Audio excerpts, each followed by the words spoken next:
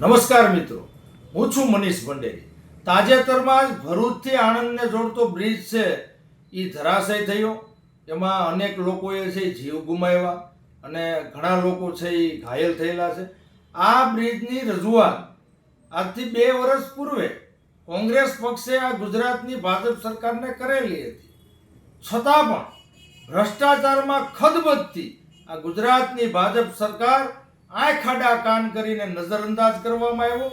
ત્યારે આ મોટી દુર્ઘટના બની અને અનેક લોકોના જીવ ગુમાવવાનો વારો આવ્યો. એક મનુષ્યના જીવની કિંમત માત્ર 2 લાખ રૂપિયા.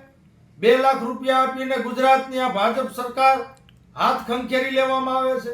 જ્યારે પણ આવી દુર્ઘટનાઓ ગુજરાતમાં બને છે, ઘટિત થાય છે, ત્યારે ગુજરાતની ભાજપ સરકાર માત્ર એવી ફાકા ફોજદારી કરે છે કે આની તપાસ કરવામાં આવશે, કડક કાર્યવાહી કરવામાં આવશે, કોઈ ચમરબંધીને છોડવામાં નહીં આવે.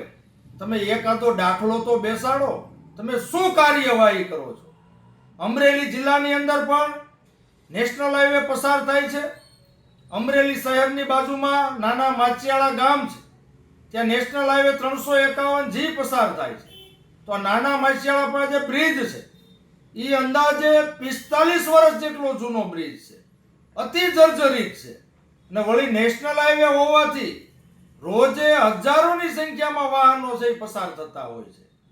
તો ગમે ત્યારે કોઈ મોટી દુર્ઘટના ઘટવાની શક્યતા છે રહેલી. આ બ્રિજની રજૂઆત પણ મુખ્યમંત્રી સરકારમાં, અમરેલી જિલ્લા લેવલે વહીવટી તંત્રમાં કોંગ્રેસ પક્ષે, કોંગ્રેસના આગેવાનોએ અવારનવાર કરી છે. છતાં પણ આ ભાજપની સરકારનું પેટનું પાણી નથી હલતું. સાવરકુંડલા બાયપાસ ચોકડી પાસે જે રાધેશ્યામ હોટલ બાજુ જે બાયપાસ જાય છે, જે પણ નેશનલ હાઈવેમાં આવે છે, ઠેબી નદી ઉપર આશરે 1992-93માં કોંગ્રેસની સરકારમાં જ્યારે બ્રિજ બનાવો એના પણ 33-34 વર્ષ થઈ ગયા છે. જૂનો બ્રિજ છે, અતિ જર્જરિત છે. ત્યાં પણ રોજે હજારોની સંખ્યામાં વાહનો છે, મુસાફરો છે પસાર થાય છે. તો બંને બ્રિજ માટે છેલ્લા 2 વર્ષથી કોંગ્રેસ પક્ષ અને કોંગ્રેસ પક્ષના આગેવાનો વહીવટી તંત્ર અમરેલી અને ગુજરાત સરકારમાં રજૂઆત કરે છે.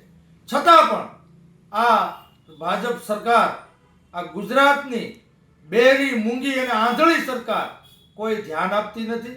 તો ગુજરાતની ભાજપ સરકારને હું નમ્ર વિનંતી કરું છું, ગુજરાતની જનતાને જીવને ધ્યાનમાં રાખી વહેલામાં વહેલી તકે અમરેલી જિલ્લામાં આવા જર્જરિત અને જૂના જે બ્રિજ છે એને બંધ કરવામાં આવે, નવા બ્રિજ બનાવવા માટેના ટેન્ડર તાત્કાલિક કરવામાં આવે અને નવા બ્રિજ નિર્માણનું કામ, ગુણવત્તાયુક્ત કામ ખૂબ જ ઝડપથી કરવામાં આવે એવી ગુજરાત સરકારને મારી નમ્ર વિનંતી છે. અસ્તુ. જય હિન્દ, જય જય ગરવી ગુજરાત.